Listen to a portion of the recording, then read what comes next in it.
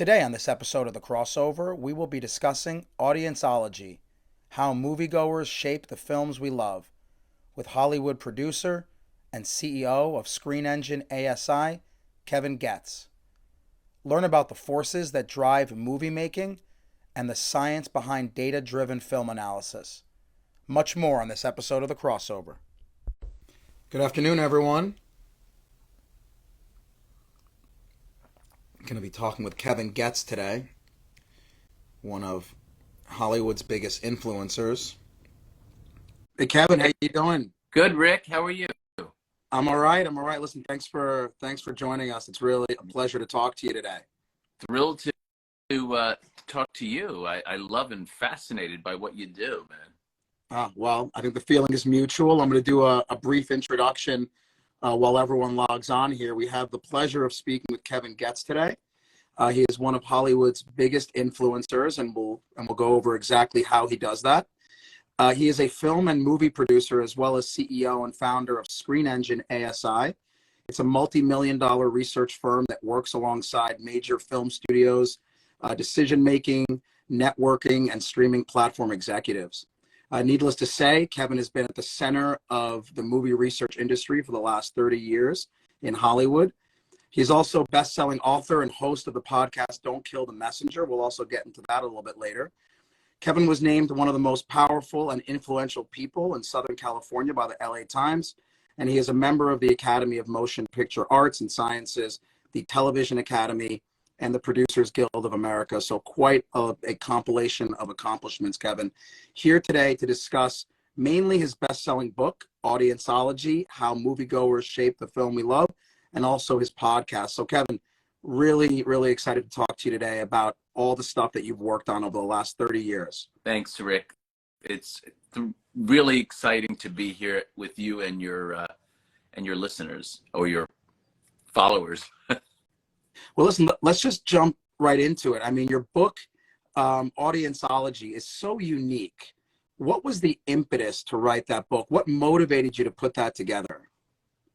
I think I wanted to secure myself, quite frankly, as kind of the expert in the field of what I do. Others sort of play around in it, but I think my 35 years of being in the business of what I do gave me the enough practical examples of movies, literally thousands of them that I've worked on over the years. Let me quickly say, if I may, what I do specifically with movies. When a movie is shot and before it's released to the public, it goes through a series of research screenings, we call them. And they're recruited audience screenings. That is to say, we bring in 300 or 400 people who are regular moviegoers, people that are not in the industry, and they are able to watch an unfinished movie. I mean, it's got all the scenes in it typically, but maybe the effects are not complete. Maybe the color and the sound are not yet mixed. And music, the music might be temporary and that kind of thing. After they watch the movie, they fill out a questionnaire, and then 20 people are selected to participate in a focus group after that, which is more of a deep dive. And with that data, we're able to kind of give and guide and advise filmmakers and studio executives on how to make their movies better. And we will change the endings, for example. We will recommend cutting 20 minutes out of the movie because it's too damn long, or a character isn't deep enough or resonating enough, so maybe there needs to be an insert of a scene that will make you care about the character more. Maybe there's a big confusion that we will identify and fix. So I guess we're kind of film doctors like yourself. They do call me the doctor of audience-ology. And although I don't have your level of medical training, I certainly have the school of hard knocks to thank for that. But I think they call me that, and you'll relate to this, Rick, because what I do is I come out after a screening, after the focus group, and I do a sort of post-mortem, we call it, which in essence is a powwow of the director, the producers, maybe the editor, and the heads of the studio and marketing and so forth. And we get in a little circle, and I talk about the preliminary results, which is basically you getting in front of the family and talking about the scan that you just got of the brain, and you're going to now analyze it, and then you're going to give a diagnostic opinion, and then probably give any kind of number of potential remedies and prescriptive, fixes. And that's what I do. And I have to do it with hopefully a good degree of bedside manner, because we're dealing with, like you, people that are highly charged, very invested in their health, and you have to know that when you are a filmmaker, these little things that we call movies are like their children, and truly like they're giving birth to the children. And we are the first kind of place where the rubber hits the road. You know what I mean? Like this is the first time an audience has ever seen their baby, and they may say, guess what? Your baby's ugly, or your baby is really ill, and your baby's not going to make it. And you've had those difficult conversations throughout your career, I'm sure. And we have to have very difficult conversations. Perhaps they're not life and death, but they certainly feel like life and death. Yeah. At the time. And I know that sounds a little bit, well, how can you compare that? And you have to see it to believe it. These are people who've worked on maybe a project for 10, 15 years of their lives. And then to be told it's not going to go the distance, or, you know what, your child could be president of the United States. It's great news. And that's a wonderful thing. But if you are coming in and saying, look, if you don't make this change and this change, you really have very little chance of surviving. Now, it's such an important discussion. You're saying that you're confronting these people and letting them know good news, bad news, what have you. Now, the people who are giving you this advice, right? These are regular moviegoers, and just like people who read your book. So be very clear. In order to be involved in this process, or to really get something out of your book, do people need to be movie experts? Oh, no, I think I wrote it with the intention of kind of educating folks who just have a love of movies, which in my estimation and the polls that I've conducted over the years is just about everyone. Although I wouldn't call it a book for everyone, because it does get a bit into the weeds. So if you have an interest about what goes behind the curtain of making a movie, it's a great book, because I think the sort of the anecdotes and the stories and the examples that I use are some of the biggest movies that we've seen and enjoyed over the years. And it's amazing when I can look at all the people joining the call and our chat here, and it's they have had their opinions matter. I end every episode of my podcast by saying, thank you for joining us today. We appreciate you contributing to the movie making process. Your opinion matters. And in fact, it does. So in a way, I'm an audience advocate. I'm a voice for the audience, a voice for the voiceless in a way. And so that's what gives me the seat at the table, if you will. So the book is just an inner kind of look into that world. And it's fascinating. It's fascinating to know that an ending of Fatal Attraction was, completely reshot because the audience just rejected the ending. That's amazing. But I can go through history of movies, and the major changes that were made. And what I find most interesting, Rick, is the changes that are subtle but make big differences. There's examples where, there's an example of a movie where in the book where an actress who usually is a big movie star scores very well, typically her whatever she's in, because she's always so successful, wasn't sort of landing in this particular role. And it was because, her in this script, in this movie, the actress falls in love with a guy, but she goes home to live with her mother to reset her life. And the mother dies in the course of this film, and she never really grieves her mother's death. And the audience turned on her because of that. So we went back, we suggested it, they went back and reshot a sequence of her coming out of the shower and needing to borrow something of her mother's after her mother passed away. And she goes into her mom's closet and she picks out a piece of clothing and she smells it. And it reminds her of her mother, and she bursts into tears and falls down into the closet. And the scores came up 20 points for the character because it was, she felt something. And so we felt something for her. And it changed the whole trajectory of the movie with that little additional scene they went and reshot that took about less than a minute of screen time. What would you say is the single most influential edit that you have been a part of for any major motion picture? Looking at it like, wow, I'm so glad we did that. This made this movie into a monster.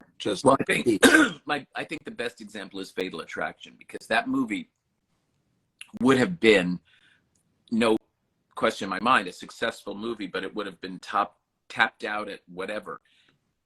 But, call it $50 million worldwide. It starred Glenn Close and Michael Douglas and Ann Archer, but it just didn't fulfill. This woman was obsessed. If you know the movie, this woman was obsessed with this guy who had an affair on his wife, and he regretted it. It was a one-night thing, but she didn't view it as a one-night thing. She viewed it as this is the love of her life. So she started stalking him and stalking the family. So the famous boiled bunny scene. The famous boiled bunny scene. But at the end of the movie, what happened was, in the original, she killed herself, Glenn Close's character, because she was so frustrated, and it was very appropriate but completely unsatisfying, because, hate to say it, but the audience wanted the bitch dead. I mean, that's what their words, not mine. Yeah. And they said that, we want her to feel the pain that she caused this family. You kind of forgave Michael Douglas's character because the wife forgave him, and he just wants to go on with his life. And so this whole ending was crafted. No one wanted to, well, Michael Douglas wanted to do it. Glenn Close didn't really want to. The director didn't really want to do it. But they convinced them to try at the studio. Sherry Lansing was leading the studio and convinced them to shoot this. And in fact, it was so fascinating. It was what is now known as the Fatal Attraction ending, where she sneaks into their house, Glenn Close, and Michael Douglas in the bathroom, and they have this fight in the bathroom, and he ends up taking Glenn Close and chokes her and drowns her underwater in the bathtub. Little do we know that she's not really dead. So he's trying to recover at the sink, and she comes out with a knife going right towards him, and in the doorway, unbeknownst to us, is Michael Douglas's wife. Bam, bam, bam. Shoots her dead. Audience goes crazy. Scores go up 25, 30 points. The movie becomes a blockbuster. That's amazing. Now, along those lines, you picked certain movies to be in your book. You've been involved with hundreds of movies. How did you pick the ones that made the book? Thousands of movies, actually. I think I've passed over 5,000 titles that I've worked on in my career. Wow. And it's a great question. The book took about 12 years to write. And in fact, I chose things that were kind of more illustrated the points I was trying to make.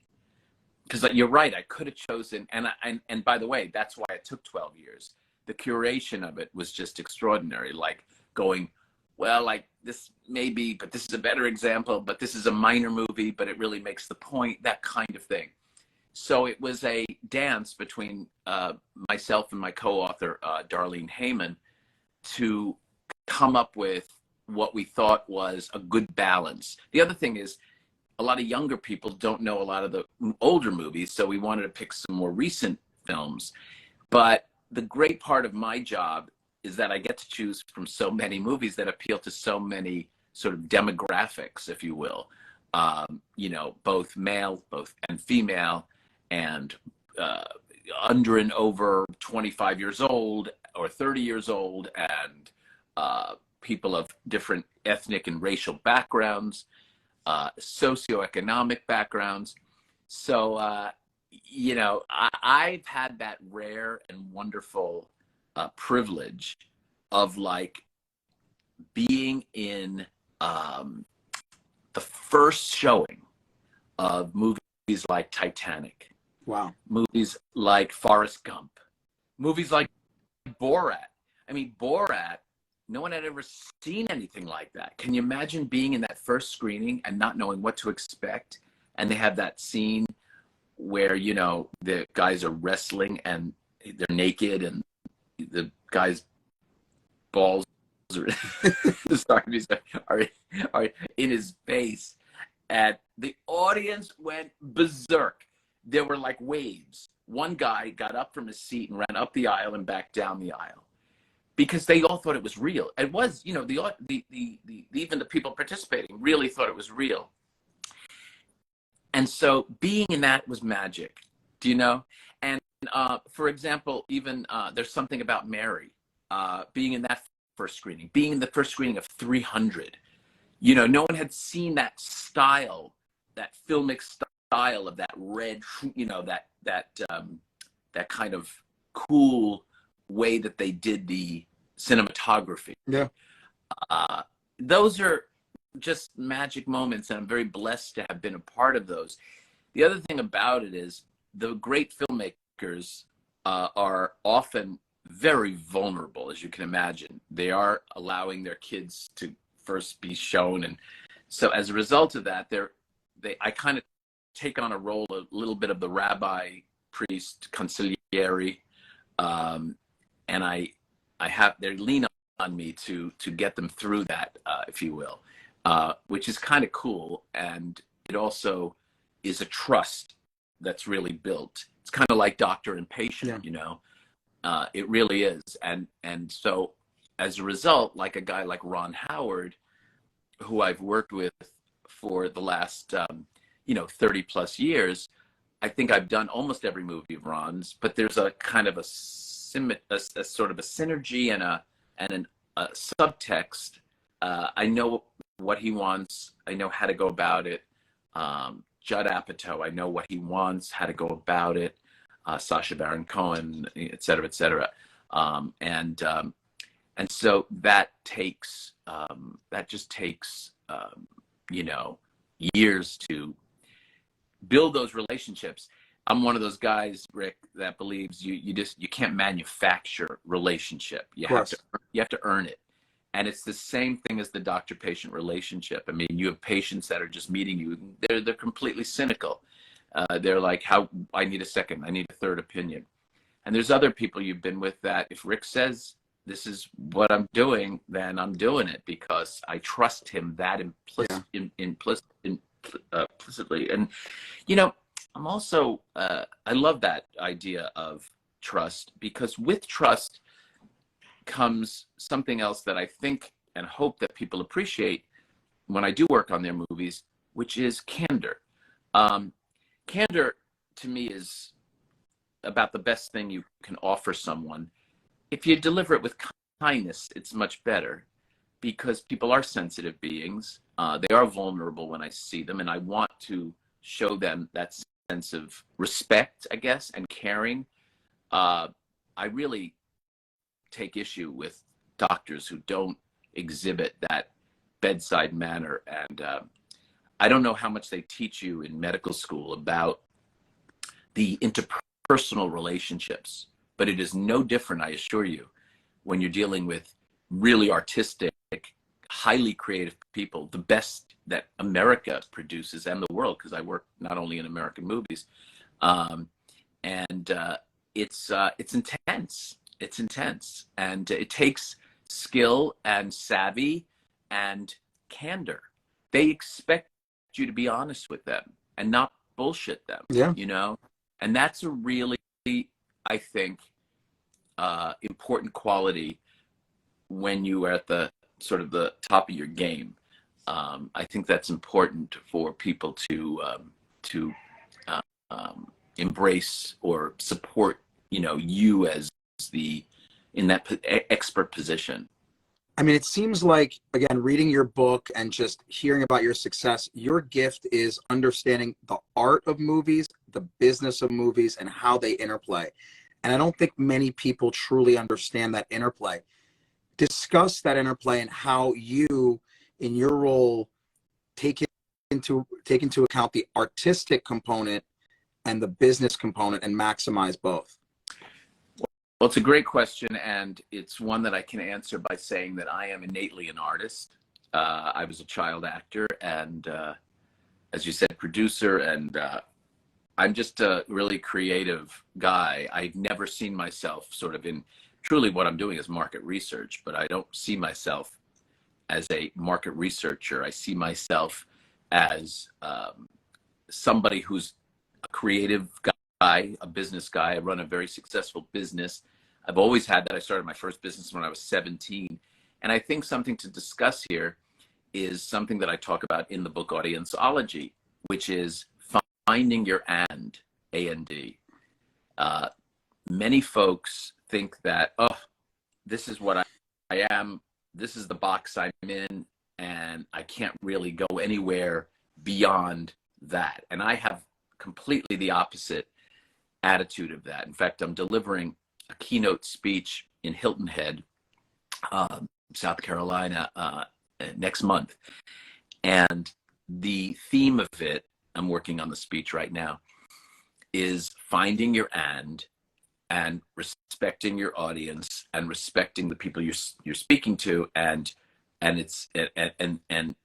so what that means is you may be a doctor and a great piano player, and you may also be a terrific chef, for example. And you, Rick, as a man, might get your money and your fortune from being in the medical profession, but you would not be a complete human being without your preparing food and playing music.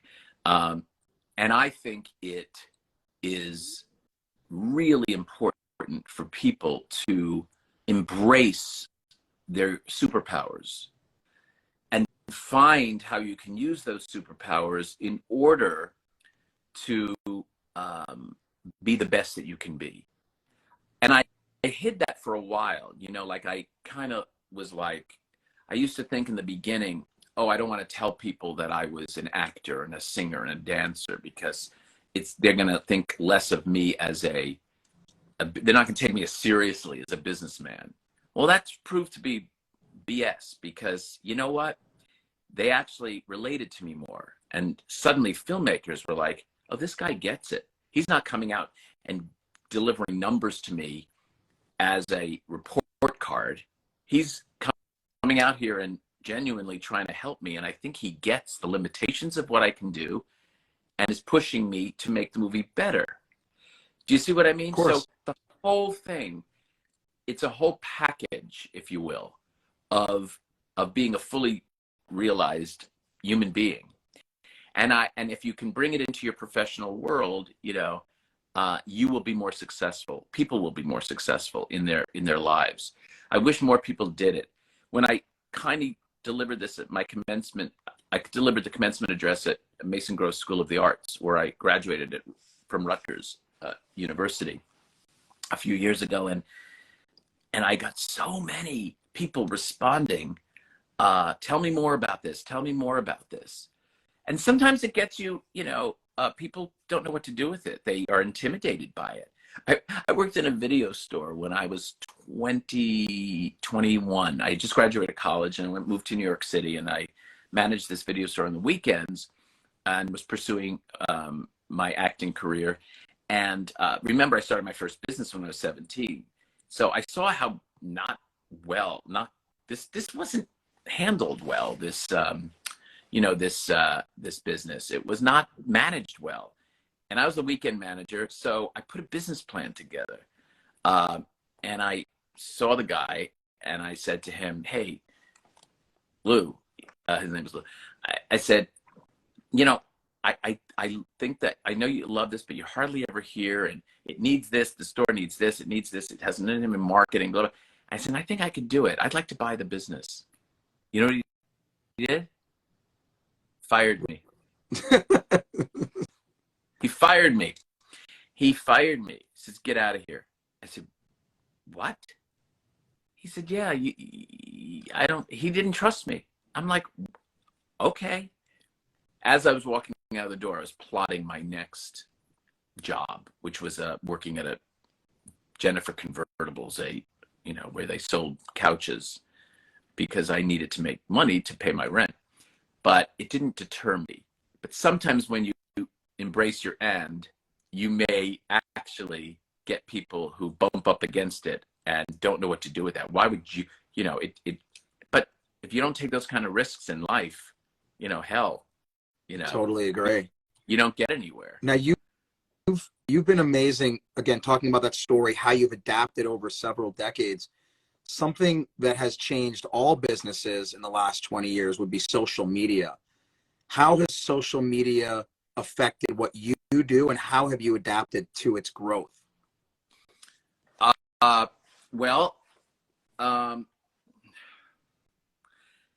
Consumers have changed, and I track consumers, so it's changed a lot.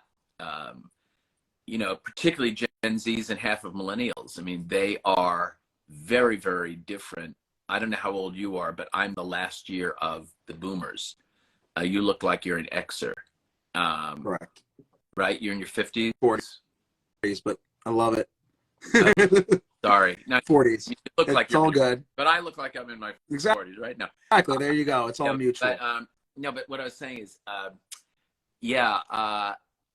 it is very important, I think, to understand generationally the trends that are happening.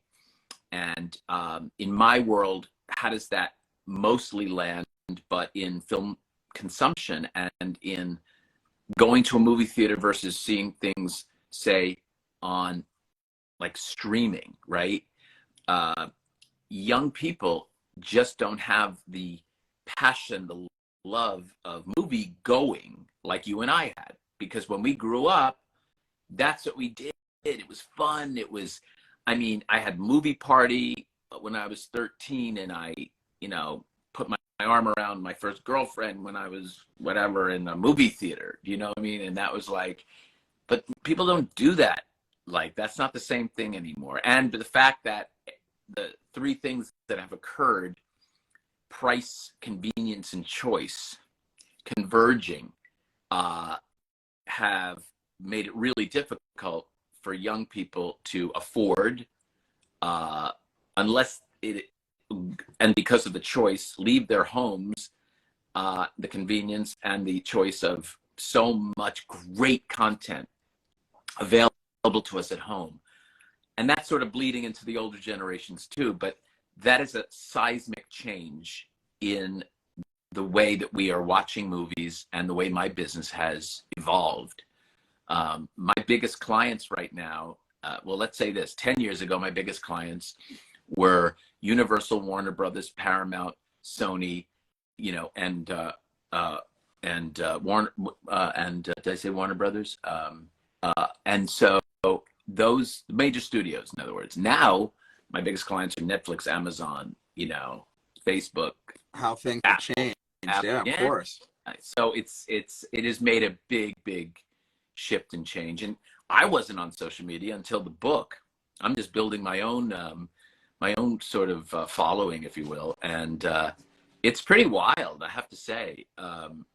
It's hard to build people that want to come on and hear what you have to say, en masse, because there's so many folks doing what you're doing, what I'm doing, and hopefully there's something that they're attracted to, and so they want to say, oh, I think I'm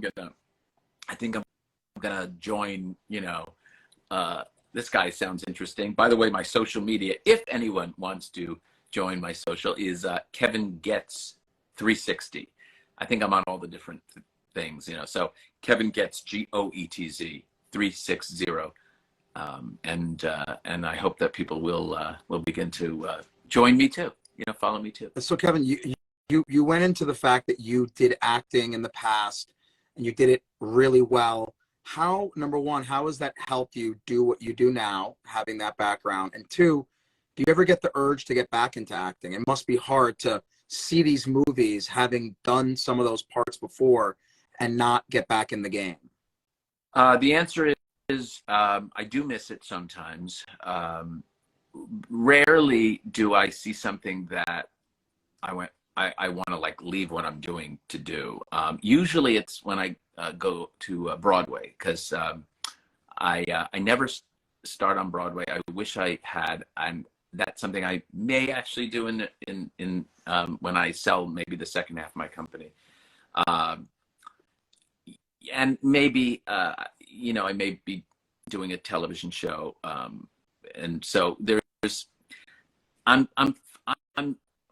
I fill my itch. I get my itch scratched by the fact that I do focus groups and I'm in front of people almost every day of my life. My podcast is very satisfying as well. So again, like I was saying to you, because I mean, not to get too deep, but if you support your and you nurture your it sort of is fulfilling, that's what I'm saying. Like, what's your other superpower other than being a fabulous, neurosurgeon? Mine, I would say sports, fitness, traveling. And what if you, those are things that I like to do. What if you couldn't work out? There'd be a part of you that'd be like really bummed if you couldn't go anywhere. Of course. There'd be a part of you that felt unfulfilled.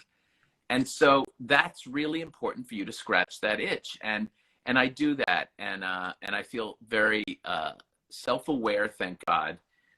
And kind of blessed that I have that,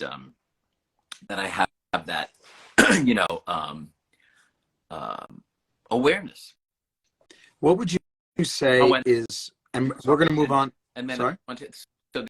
How this is sort of falling, Josh, a little bit here. And so the acting, here, can you push this up a little bit? The acting, I'm sorry, just the thing is like falling a little. The acting has helped me in a bunch of ways.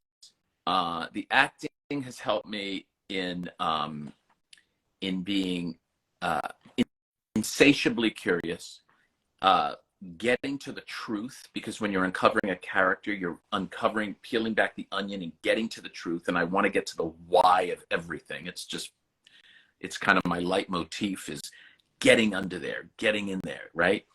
And also the sensitivity and the compassion to other artists is very, very helpful. So I just wanted to answer this question completely. Yeah, no, I mean, it seems like having that acting background in some way, shape, or form has to help you in what you do now, because you've been in those positions before. You've been on the other side of the camera, so you know what it's like. And I think it's important to have that perspective. I just wanted to make sure we touch base on your podcast called Don't Kill the Messenger. We went into why you wrote your best-selling book, but why did you launch this podcast? The podcast was initially an attempt to promote the book. And it's sort of morphed into this really cool exploration of getting deeper into the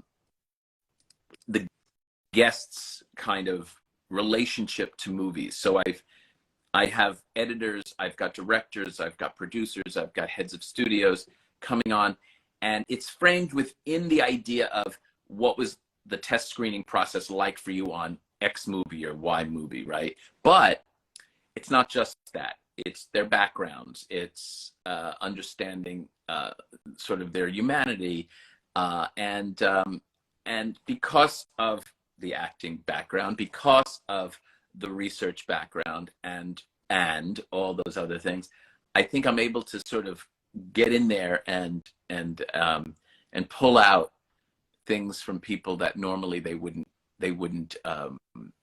reveal. And you know, I think that's what is one of my superpowers in what I do, is I get to what the essence of the problem is, or uncovering it, right? And that just is something that's kind of a joy for me. What was the single most interesting interview you've done on your podcast? Well, I've only been doing it for 6 months. Oh. Every one of them have been special in their own way. My very first one was Graham King, who won the Academy Award for The Departed, and he was nominated for Bohemian Rhapsody, and I think There Will Be Blood, and another one. He had 4 Academy Award nominations. And he's a buddy of mine. We become good friends. He's embarking now on the Michael Jackson biopic, which is going to be amazing. And it's starring Michael's nephew, Wow. who is a spitting image. And they've been doing vocal and dance lessons for the last year. And it was just announced. So it's kind of thrilling. That was because it was my first one. My buddy Andy Marks, who's Groucho's grandson, and Gus Kahn on the other side's grandson, as my second guest, was great. I think it was my second. He's a buddy, but he told us stories about how Groucho Marx and Louis B. Mayer just hated each other and how they fought. And we're both members of the Beverly Hills Tennis Club here in LA. And Groucho was one of the founding members. And I did one of my book signings there, and Andy was my moderator and host. And he pointed to that tennis court right over there and said, that's where he sat in the middle of that tennis court with Charlie Chaplin, and they had lunch right on the court. I mean, that kind of nostalgia. That's cool. Really, I love that stuff. You seem like you really love the movies. I mean, of course. I mean, who doesn't love a good movie? It's just, and during COVID, when you weren't going to movies, it obviously made it much more difficult, because there's a big difference between seeing a movie at home and seeing it in the theaters, and I'm sure you would agree. Not so much. Oh, okay. I don't. I actually have to say that now I'm lucky enough to have a theater in my house. So there you go. No. So I don't. But that's not what I mean. As an Academy member of, I vote for the Oscars. We watch things on an app, mostly on a large TV. In my case, my screening room, but most people see them on probably a computer or a TV that are voting, and many of them don't need to be seen in the theater. I saw 3 movies in a movie theater that I paid for, only 3, and that's what's happening with moviegoing now. It's the haves and the have-nots, right? I saw Avatar because I wanted to see it in 3D and IMAX. And that to me felt like part of the experience of that movie. Maverick, which I also worked on, so I had seen it in a movie theater already, but I wanted to see it on the big screen with those cool, fighter pilot shots and so forth. And then Black Panther, Wakanda Forever. I thought that needed to also have that big theater experience. Only Avatar was the one that I still said I needed to see. But, there's so many great movies that don't need to be seen in a theater, but they're completely worthy movies. And one of our great filmmakers now, very commercial filmmaker, just recently said his very favorite movie is Jaws. And he said he's never seen it in a theater. Wow. But how many people have seen Citizen Kane in a theater? Or Treasure of the Sierra Madre or Maltese Falcon or Gone with the Wind. It's always been on TV, Sound of Music. These are big movies. Lawrence of Arabia. Who's seen that? I actually did see it when it was restored, and it's spectacular. But some of our great movies of all time have never been seen in a theater. So I don't really, I think it's probably ideal because that's how they were intended. But now, not so much. A lot of movies are much smaller. Like, do you really need to spend in here where I spent 18 to 20 bucks for a ticket to go see a movie, a little drama, you know, that you can easily see on the screen? And I think television and streamers have really helped create that. I know there's a correlation between the number of great quality TV shows and the decline in actual movie going. Movie going is still very viable for big movies, for, you know, eventized movies, elevated fun, elevated horror, elevated comedy, like those, but it elevated is the word. If it feels sort of generic, and because you used to go, it didn't matter, but now because there's so much choice, it does matter. Yeah. Quality is the most important element to make you leave your home. And the most important advertising is word of mouth. So if Rick, you said to me, oh my God, Kevin, you've got to see X movie, I'm going, because I would say, this guy knows what he's talking about, and I got to check that out. You know, you've been talking about all the changes in the last 30 years since you've been in the middle of this industry. Give us your crystal ball view. What major changes do you see coming around in the next 5 to 10 years in the movie industry? Well, I see a consolidation of movie screens. I see, or a lessening of movie screens, because I think there'll actually be as many people going, if not more people going to the movies, but they'll be seeing far, far fewer movies. More people going, but seeing far fewer movies. So you'll see John Wick this weekend is opening. It's going to do really well. It's going to be the #1 movie by far. And it's going to be better, bigger and better. And it's so good. We worked on it so good. It's damn good. You'll see more streaming movies that will be in the conversation. You'll see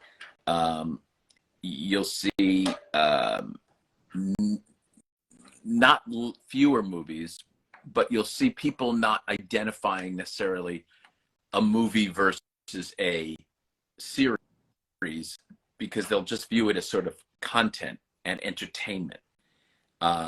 Hollywood has separated them for years, but they're more sort of clustering together. You'll also see more destination places like Dreamscape at where they have these AR, VR experiences at movie theaters. You'll be seeing, wait till you see the Sphere opening in Las Vegas, 4 acres of screen. Wow. 150 times the size of an IMAX theater in a dome environment. And that will be, so there'll be destination places where you'll see holograms. You'll be in the round and you'll actually see characters come out and interact with you. And that will be a place that you go, you see several different things. There'll probably be arcades there as well. You follow? Yeah. So you'll have a whole bunch of options, but it would be in sort of one location, as opposed to just going to a movie. There'll be you'll be able to see an Avatar there, or a Maverick there, or a Black Panther there. But little dramas, I think, are going to be, they'll sort of be fading away over the years. Not sure 5 years, but certainly in 10, 15 years. I mean, the 4-acre movie screen is definitely something I think. With that. I mean, that's amazing. Not only that, the sound. They actually have the ability to pump in different languages if they seat you in different sections. That's so crazy.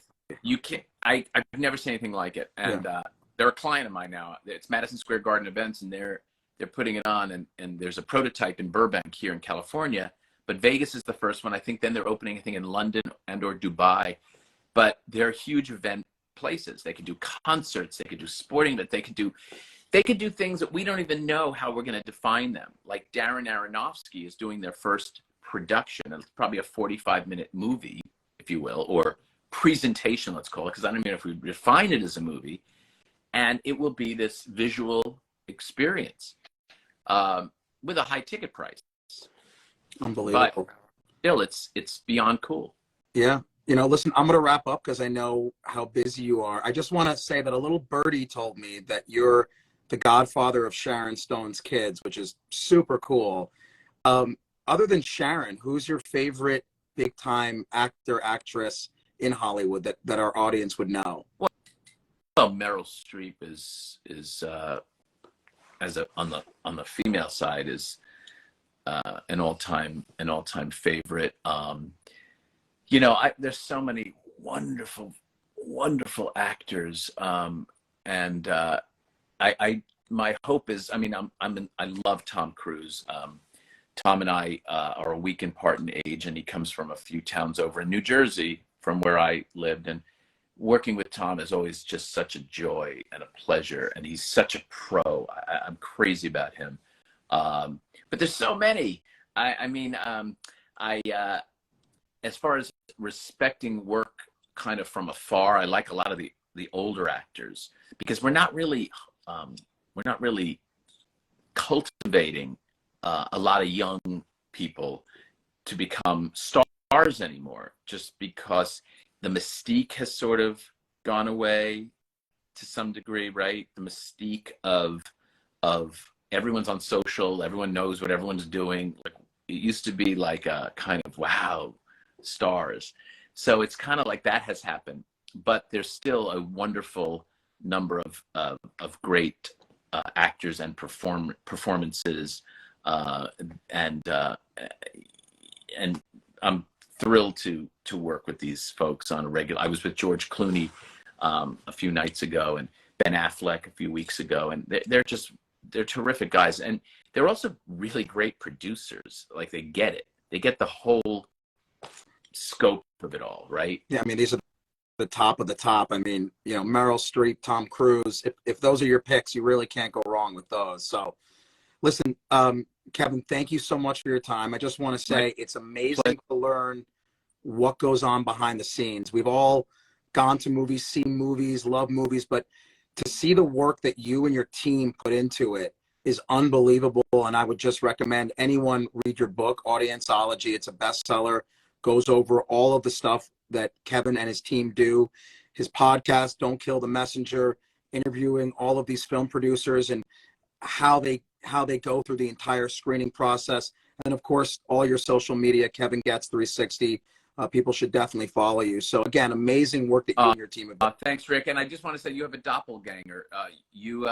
Somebody looks like you who is a head of a studio called Toby Emmerich. He's a great guy, handsome guy, just so you know. Perfect. But he was head of Warner Brothers for years, and he now has a producing deal at Warner's. But you could be his twin brother. And what's his name again? Toby Emmerich. Toby Emmerich. All right, look it up. All right, Kevin. Anyway, listen, thanks so much. It was really nice rapping with you, and thanks everyone for joining us on this chat. And I hope we get to talk again soon. Absolutely, buddy. Take care. Have a great weekend. You as well. Bye-bye. Bye.